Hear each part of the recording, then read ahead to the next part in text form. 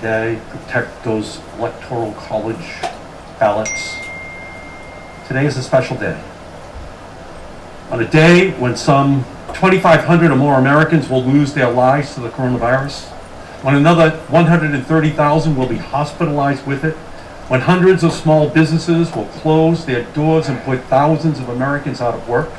On this day, the United States Senate is not debating how to get more life-saving vaccines into Americans' arms, or how to put 2,000 badly needed dollars into their pockets. No, instead, we are using the first days of the new Senate and Congress to give time to our radical Republican colleagues' baseless and damaging claims of election fraud, all in an attempt to keep Donald Trump in office in violation of the United States Constitution. There's a word for this. It's called sedition. All these unfounded objections to state electors are seditious. They are nothing short of an insurrection against the established order of the United States Constitution and our democratic republic. This is an historically shameful day for the Senate and for our country. To be clear, the notion that there are any meaningful voter fraud that has been identified in the 2020 presidential election is a dangerous, anti-democratic, treasonous fiction. Joe Biden won, Donald Trump lost, period. But that hasn't stopped the president and his supporters from making allegations of voter fraud in some 60 legal challenges across the country, heard by some 90 judges, including Trump judicial appointees. Not one of these challenges succeeded, not one. And despite this reality, my radical Republican colleagues claim we must have a commission to investigate the fraud. Well, we do know one of the most undeniable instances of substantial and significant election fraud ever. We even have a recording and a transcript of it.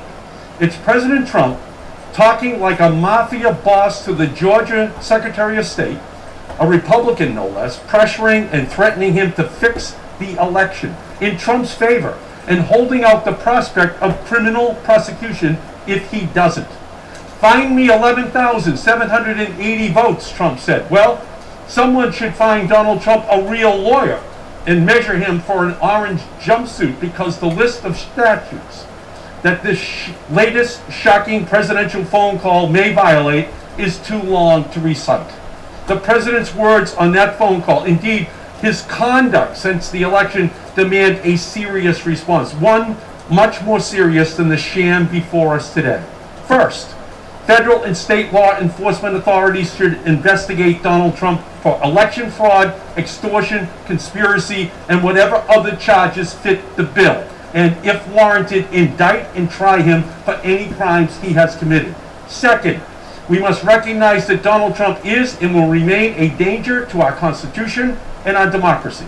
So while time is certainly limited, we should impeach Trump again and bar him from holding office in the future. And finally, we should abolish the Electoral College. It is a vestige of a racist Jim Crow America, and we have outgrown it. Every person's vote in every state should count just the same. One person, one vote. Election fraud and reform are very serious issues. Election reform absolutely should be debated in Congress, which is why instead of today's kabuki theater, I invite my Republican colleagues to stand up and say, yes, we need to protect and expand voting rights and election security. We need automatic voter registration. We need online voter registration. We need same-day voter registration. We should make Election Day a federal holiday. We should restore voting rights to people with prior felony convictions. We should support independent redistricting commissions.